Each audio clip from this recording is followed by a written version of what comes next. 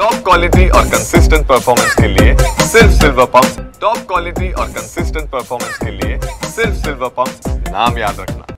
राष्ट्रवादी काँग्रेस शरदचंद्र पवार पक्षाचे दक्षिण नगरचे खासदार असलेले निलेश लंके यांच्याकडनं दर रविवारी जे आहे ते गडकिल्ले संवर्धन मोहीम जी आहे ती राबवत असतात। यंदा पुण्यातील मावळ तालुक्यातील तिकोना किल्ल्यावरती हा संपूर्ण गडकिल्ले संवर्धन मोहीम अभियान होताना आपल्याला पाहायला मिळत आहेत आणि आपण सध्या तिकोना किल्ल्याच्या गडावरती आहोत आणि आपण पाहू शकतो की निसर्गरम्य असा संपूर्ण हा परिसर आहे। पवना डॅम जो आहे तो पवना डॅमच्या बॅक साईडला हा संपूर्ण तिकोना किल्ला आहे आणि विहंगमय दृश्य जे आहे ते आपल्याला पाहायला मिळतात। आणि या संपूर्ण गडकिल्ले संवर्धन मोहिमेमध्ये आज राष्ट्रवादी काँग्रेस शरदचंद्र पवार पक्षाचे नेते आणि माजी प्रांताध्यक्ष जयंत पाटील हे देखील सामील झालेले आहेत। जयंत पाटील जी, तुम्ही गेल्या दुसरी ही ट्रेक करता आहात, तिसरी ट्रेक करता आहात ही संपूर्ण गडकिल्ले संवर्धन मोहिमेची। सभागृहात तुम्ही भाषण देताना एक महत्त्वाचं वाक्य उद्गारलेलं होतं की आम्हाला नथुरामापासून तुकारामांपर्यंत जायचं आहे। त्याच संपूर्ण एका घोषवाक्याला घेऊन तुम्ही गडकिल्ले संवर्धन मोहीम ही संपूर्ण राबवताय। काय या मागचा उद्देश आहे आणि काय? जय भवानी, जय शिवाजी, जय शिवाजी, जय भवानी। शिवाजी महाराजांनी या सगळ्या मावळ भागात आणि महाराष्ट्रात अनेक ठिकाणी गडाचे किल्ले बांधण्याचं काम केलं।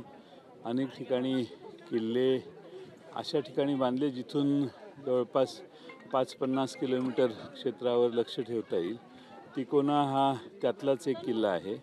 आमची चौथी मोहीम निलेश लंकेंच्या आमचा मावळा आपला मावळा या सदराखाली चालू केलेली आहे आणि प्रचंड प्रतिसाद आहे। उद्देश हाच आहे की छत्रपती शिवाजी महाराज, शाहू फुले आंबेडकरांचा विचार महाराष्ट्रातल्या जनतेला प्रिय आहे। फक्त हे आमचे गडकोट किल्ले जे आहेत, अनेक ठिकाणी गडावर असणारे हे सगळे किल्ले अतिशय उद्ध्वस्त झालेले आहेत किंवा अतिशय जीर्ण झालेले आहेत। त्या ठिकाणी त्यांचं संवर्धन करणं, त्यांची शुश्रूषा करणं, त्यांची स्वच्छता करणं आणि पर्यटकांपासून सर्वांनीच हा किल्ला जपला पाहिजे हा संदेश देणं हा प्रयत्न आहे।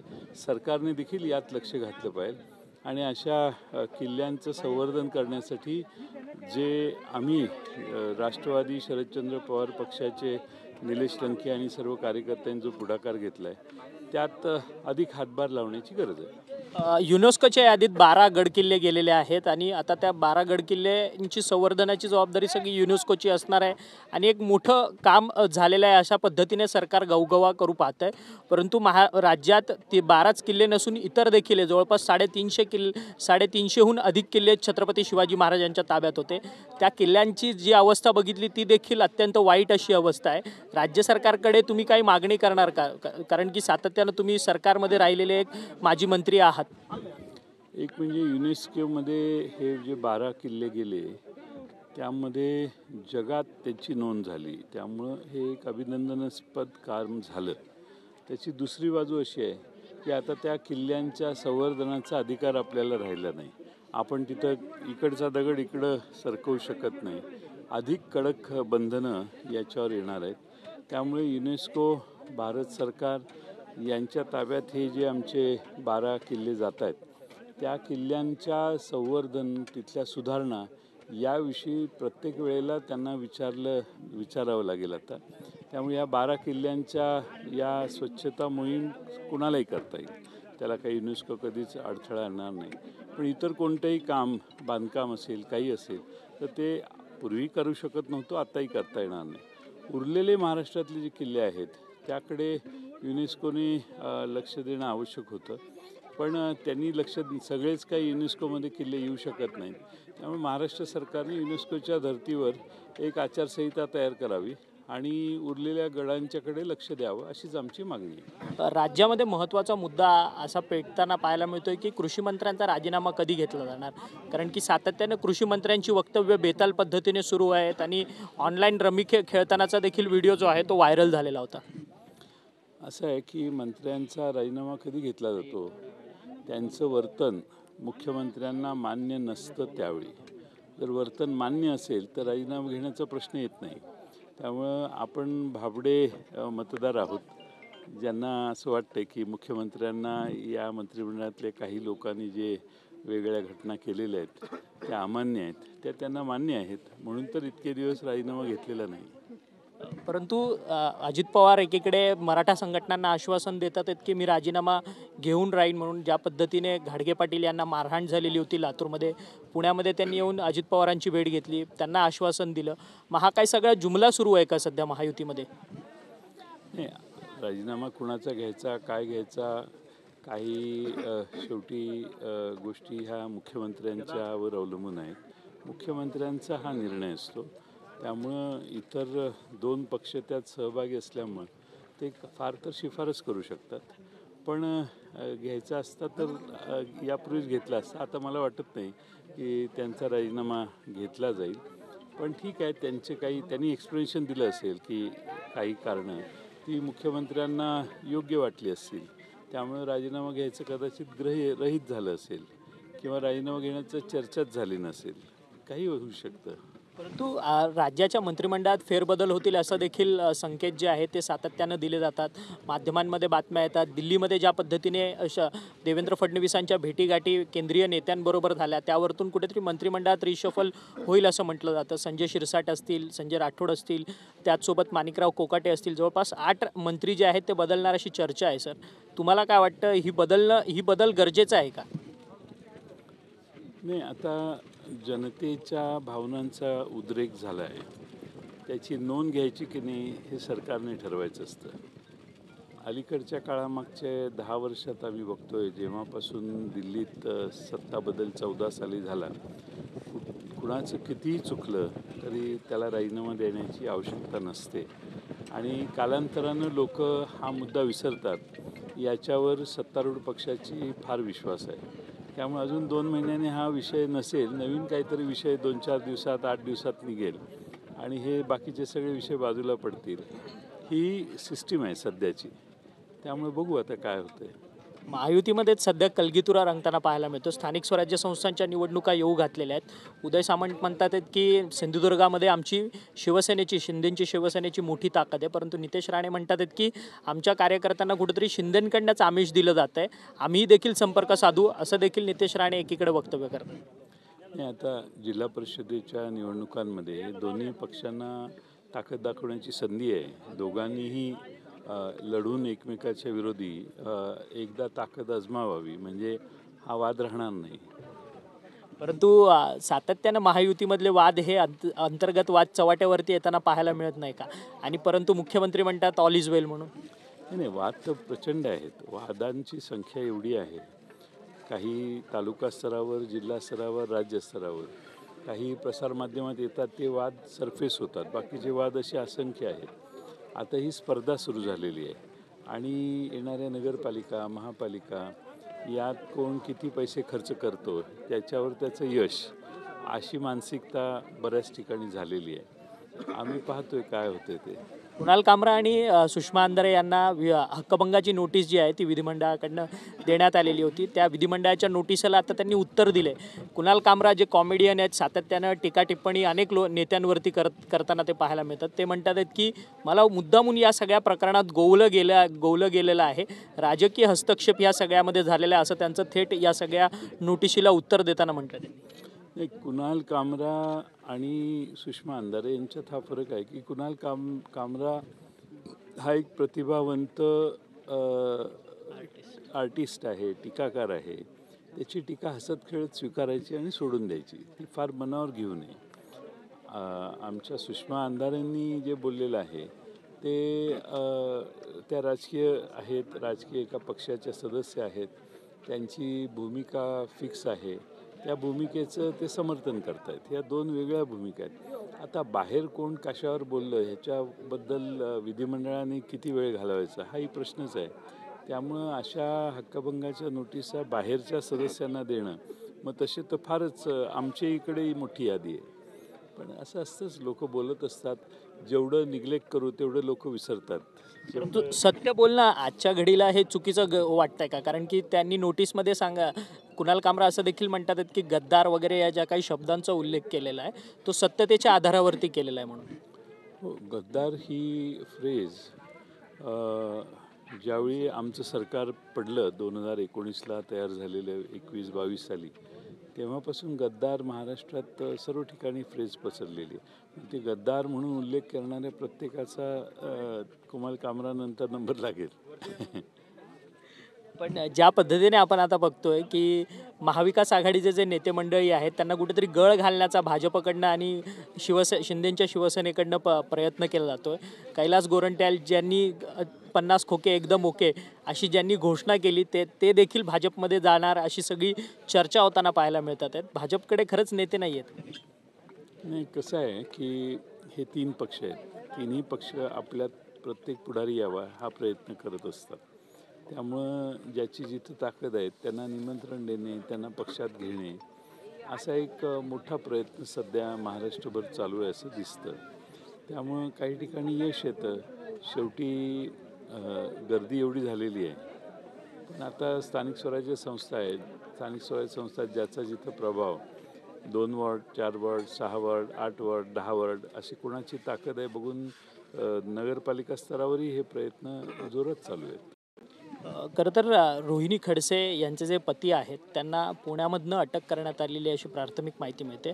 रेव पार्टीमध्ये ते होते असं माहिती समोर येते. त्याच्याबद्दल तुम्हाला काय माहिती आहे का? आणि ह्या सगळ्या ज्या काही कारवाया होतात त्या काही द्वेषापोटी होतात? मला माहीत नाही काय नक्की प्रकरण काय आहे किंवा घटना काय आहे याची मला माहिती नाही. आत्तापर्यंत तरी आपण बोलताय तेच पहिल्यांदा. मी माहिती घेऊन त्याच्यावर तुम्हाला माहिती दिली. राज पुरोहित जे विधिमंडळाचे माजी आमदार आहेत ते म्हणतात आहेत की म्हणजे पंतप्रधान नरेंद्र मोदी हे विष्णूचे 11वे अवतार आहेत म्हणून. त्यांच्यासाठी असतीलच ना. शेवटी विष्णू प्रसन्न होत नाही हीच राज पुरोहिताची तक्रार आहे. धन्यवाद, तुम्ही आमच्याशी बातचीत केली. राष्ट्रवादी काँग्रेस पक्षाचे माजी प्रदेशाध्यक्ष होते, नेते होते जयंत पाटील आणि निलेश लंकेसुद्धा आपल्याबरोबर या ठिकाणी आहेत. लंके सर, यंदा कितवी ही मोहीम आहे? संपूर्ण लोकांचा भरघोस असा प्रतिसाद मावळ्यांचा तुम्हाला मिळतो. ही 5वी मोहीम आहे. या मोहिमेमध्ये प्रत्येक मोहिमेमध्ये संख्या मावळ्यांची वाढत चाललेली आहे.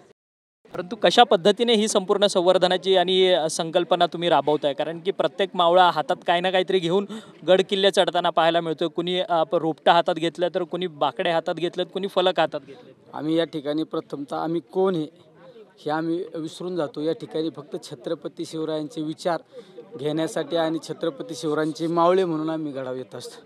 त्यामुळे उत्स्फूर्तपणे प्रत्येकजण झाड घेऊन येतं, कोण बाकडे घेऊन येतं, कोण डस्टबिन घेऊन येतं. आमचे जयंत पाटील साहेब 2 हातात झाडं घेऊन आले. शिंदे साहेबांनी डस्टबिन हातात आणल्या. शेवट इथं आम्ही विसरून जातो हे फक्त आपले मावळे शिवरायांचे मावळे म्हणून काम करतो आम्ही.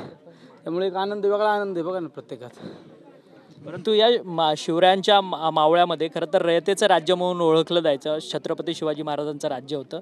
खरं तर आत्ताचं जे राज्य आहे ते रयतेचं राज्य आहे का? ज्या पद्धतीने राज्याचे कृषी मंत्री सातत्याने एक वक्तव्य करतात. छत्रपती शिवरायांचं राज्य म्हणजे रयतेचं राज्य. रयतेचं राज्य म्हणजे शेतकऱ्यांचं राज्य.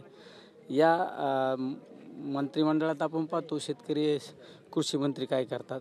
पण आता या ठिकाणी आम्ही गड किल्ले संवर्धन आणि स्वच्छता मोहिमेला आल्यामुळं आम्ही राजकीय भाष्य काही करणार नाही. परंतु 12 गड किल्ल्यांची जी संपूर्ण दर्जा आहे तो युनेस्कोने घेतलेला आहे. त्याची जागतिक स्तरावरती नोंद झाली आहे. परंतु 350हून अधिक किल्ले महाराष्ट्र राज्यात आहेत ज्यावेळेस छत्रपती शिवाजी राजांचं राज्य होतं. त्या किल्ल्यांची कुठे दुरावस्था झालेली आपल्याला पाहायला मिळतं. तुम्ही अनेक किल्ले आता गड संवर्धन मोहिमेत पाहताय. सगळ्यात महत्त्व महाराष्ट्रातील नव्हे देशातील राजकीय कार्य असो, राजकीय असो किंवा सामाजिक काम असो त्यामध्ये छत्रपती शिवरायांचं नाव घेतलं जातं. आणि त्याच राजांच्या गडकिल्ल्याची एक दुरावस्था आपल्या सर्व मावळ्यांना पाहत नाही. शेवट आपण टीका टिप्पणी करण्यापेक्षा आपण एक ठिणगी म्हणून काम केलं पाहिजे. आपण सुरुवात केली पाहिजे. पण आमची एक प्रामुख्याने मागणी राज्य सरकार असो किंवा केंद्र सरकारच्या अधिवेशनामध्ये सुद्धा मी मागणी करणार आहे की आमच्या छत्रपती शिवरायांचे जे 350 किल्ले आहेत त्या किल्ल्यांच्या दुरावस्था झालेली त्यासाठी भरीव असा निधी मिळाला पाहिजे ही आमची मागणी असणार आहे. महाराष्ट्र राज्य हे पुरोगामी राज्य आहे. शिवशाहू फुले आंबेडकरांचा विचार वारसा जपणारं राज्य आहे. परंतु अलीकडच्या काळात हिंदुत्वाच्या मुद्द्यावरती कुठेतरी हे शिवशाहू फुले आंबेडकरांचं राज्य कुठेतरी भरकटलेल्या रस्त्यावरती गेलं आहे असं पाहायला मिळतं आहे का? शाहू फुले आंबेडकरांचं राज्य म्हणजे ते खऱ्या अर्थाने शेतकऱ्यांचं रयतेचं राज्य होतं. आज जे हिंदुत्वाच्या गप्पा करणारे, मी सगळ्यात महत्त्वाचं सांगतो की आम्हाला जे हिंदुत्व मान्य आहे, आम्हा सर्वांना जे हिंदुत्व मान्य आहे ते छत्रपती शिवरायांचं हिंदुत्व मान्य आहे. छत्रपती शिवरायांचं हिंदुत्व म्हणजे 18 पगड जाती धर्मातील लोकांना घेऊन चालणारा अखंड हिंदुस्थानामध्ये राजा होता, तो म्हणजे छत्रपती शिवराय. ते हिंदुत्व आम्हाला मान्य आहे. हल्लीच्या कालखंडामध्ये जातीमध्ये तेढ निर्माण करणारे हिंदुत्व आम्हाला आज मान्य नाही, उद्या पण मान्य नसणार आहे. जो खऱ्या अर्थाने छत्रपती शिवरायांना मानणारा मावळा आहे, छत्रपती शिवरायांच्या विचारावर काम करणारा जो कार्यकर्ता आहे, तो जातीमध्ये तेढ निर्माण करणारे हिंदुत्व कधीच मान्य करणार नाही. परंतु आपला मावळा तुम्ही संघटना निर्माण केलेली आहे, अनेक शेकडोंच्या संख्येने मावळे तुम्ही या ठिकाणी घेऊन आलात, परंतु दुसरीकडे मात्र छत्रपती शिवाजी महाराजांचं हिंदुत्व दुसऱ्या हिंदुत्वाकडे एक म्हणजे कॉन्सन्ट्रेटेड हिंदुत्वाकडे कुठेतरी भरकटत चाललं आहे का? त्यामुळे अनेक संघटना उदयाला आलेल्या आपल्याला पाहायला मिळतात. संभाजी भिडेंची संघटना असेल, त्यांच्याकडनं अनेक अशी कृत्य केली जातात, आंदोलनं केली जातात, व इतर धर्मियांचे जे काही थडगे असतील, मशिदी असतील, त्याचं उद्ध्वस्तीकरण सुरू आहे सध्या. काय हे विचित्र प्रकार हा राज्यात सुरू आहे? छत्रपती शिवरायांचं हिंदुत्व मान्य करणारा, खऱ्या अर्थाने छत्रपतींच्या विचारावर चालणारा कार्यकर्ता कधीच जातीय संघर्ष निर्माण होईल असं कुठलंच कृत्य करणार नाही. ज्यांच्या डोक्यात एक चुकीच्या पद्धती हिंदुत्व भरलेलं आहे, ते अशा पद्धतीचं कृत्य करतात आणि ते कुठंतरी देशासाठी, राज्यासाठी घातक आहे. एक शेवटचाच प्रश्न, सिंधुदुर्गात नितेश राणे हे हिंदुत्वाचा संपूर्ण प्रचार प्रसार, त्यांची वक्तव्य सध्या कायम चर्चेत असतात. तुमच्या जिल्ह्यात देखील एक नेते आता सध्या हिंदुत्वाचा प्रचार प्रसार करताना पाहायला मिळतात, संग्राम जगताप. त्यांना काय सल्ला द्याल? ज्या पद्धतीने त्यांची आक्रमक भाषणं होताना पाहायला मिळतात, अक्कलकोटमध्ये सचिन कल्याण शेट्टीच्या मतदारसंघात जाऊन त्यांनी ज्या पद्धतीने आक्रमकतेची भाषणं केली आहेत, ती चिथावणीखोर भाषणं आहेत. अर्थातच मुस्लिम समाजामध्ये तेढ म्हणजे द्वेष पसरवण्याची ही सगळी भाषणं आहेत. काय सांगा? आम्ही कोणाला सल्ला देण्यापेक्षा आम्ही आमचं कर्तृत्व आणि कार्य पार पाडत असतो. तुम्ही पाहिलं असेल मधल्या कालखंडामध्ये पंढरीच्या पांडुरंगाच्या वारीला आपल्या राज्याबाहेरची सुद्धा लाखो भाविक आपल्या पांडुरंगाच्या भेटीला येत होते. आम्ही सर्वांनी वेगवेगळ्या रस्त्यांवर अन्नछत्र चालू केलं, कुठं नाश्त्याचे सेंटर चालू केले, कुठं चहाचे सेंटर चालू केले, कुठे पाणी वाटप. शेवट गप्पा मारण्यापेक्षा कृतीला आम्ही सर्वजण या ठिकाणी महत्त्व देत असतो. सगळ्यात महत्त्वाचं स्टेजवर व्यासपीठावर गप्पा मारून संघर्ष निर्माण करण्यापेक्षा कृतीला आम्ही सगळे या ठिकाणी महत्त्व देत असतो. बघा ना, पाऊस चालू आहे तरी आम्ही मावळे या ठिकाणी येतो ना. शेवट हा खरा हिंदुत्वाचा विचार आहे. तुम्ही खासदार आहात, अधिवेशन सुरू आहे संसदेचं, तर तुम्ही कृषी मंत्र्यांना भेटला, केंद्रीय कृषी मंत्र्यांना शिवराज सिंग चौहानांना. तुम्ही काय मागणी केली नक्की? शेवट माझ्या शेतकऱ्यांचं सगळ्यात महत्त्वाची कर्जमाफी झाली पाहिजे, हा महत्त्वाचा विषय. शेतकऱ्यांना अनेक योजनांवर अद्यापपर्यंत अनुदान नाही, शेतकऱ्यांच्या मालाला हमी भाव नाही, अनेक प्रश्न आहे. शेवट शेतकरी हा अन्नदाता आहे, तो अन्नदाता सुखी राहिला पाहिजे, समाधानी राहिला पाहिजे, ही सर्वात महत्त्वाची आमची भूमिका आहे. तुम्ही पाहिलं असेल आदरणीय पवारसाहेब या देशाचे कृषी मंत्री असताना 72,000 कोटी रुपयाची कर्जमाफी केली. शेतकऱ्यांच्या बाबतीत अनेक योजना राबवल्या, शेतकऱ्यांच्या शेतीसाठी वेगवेगळे तंत्रज्ञान राबवण्याचं काम पवारसाहेबांनी केलं. शेवट आम्ही त्यांच्या विचारावर राजकारण करणारे माणसं असल्यामुळे आम्ही शेतीला महत्त्व देणारे सर्व कार्य. परंतु आत्ताचे सध्याचे कृषी मंत्री निष्क्रिय आहे का? ज्या पद्धतीने सुप्रियाताई आणि तुम्ही सगळेजण भेटलात, राजीनाम्याची मागणी केली कृषी मंत्र्यांकडे, केंद्रीय कृषी मंत्र्यांकडे, तर त्यांच्याकडनं काही रिस्पॉन्स आला का? शेवट आम्ही मागणी करणं आमचं विरोधकाचे एक काम असतं. शेवट आता मंजूर करायचा नाही मंजूर करायचा ते त्यांचा अधिकार असतो. शेवट आता आम्ही या मोहिमेला आल्यानंतर राजकीय भाष्य करणं पण टाळतो, त्यामुळं आपण छत्रपती शिवरायांच्या विचारावर बोललेलं योग्य राहील. धन्यवाद, तुम्ही आमच्याशी बातचीत केली. माजी प्रदेशाध्यक्ष आणि राष्ट्रवादी काँग्रेस शरदचंद्र पवार पक्षाचे नेते असलेले जयंत पाटील आणि खासदार निलेश लंके दोन्ही खरं तर पाऊस पडतोय आणि संपूर्ण गड किल्ल्याचा संवर्धनाची मोहीम जी आहे ती या नेत्यांकडनं, राष्ट्रवादी काँग्रेस शरदचंद्र पवार पक्षातल्या नेत्यांकडनं राबवली जात असल्याचं आपल्याला पाहायला मिळतं. निलेश लंके म्हटले की कोणतेही राजकीय भाष्य करणं मी या गड किल्ल्यांवरती टाळणार आहे, परंतु जयंत पाटील यांनी सांगितलं की कृषी मंत्र्यांचा राजीनामा घेणं हे सरकार टाळतं. आहे त्यांना राजीनामा घ्यायचा होता तर त्यांनी कधीचाच घेतला असता, असं देखील एक सूचक विधान जे आहे ते माजी मंत्री आणि राष्ट्रवादी काँग्रेस शरदचंद्र पवार पक्षाचे नेते असलेले जयंत पाटील यांनी आपल्याशी बोलताना व्यक्त केलेलं आहे. व्हिडिओ जर्नलिस्ट रोशन गायकवाडसह अक्षय मंगणे, TV9 मराठी, पुणे.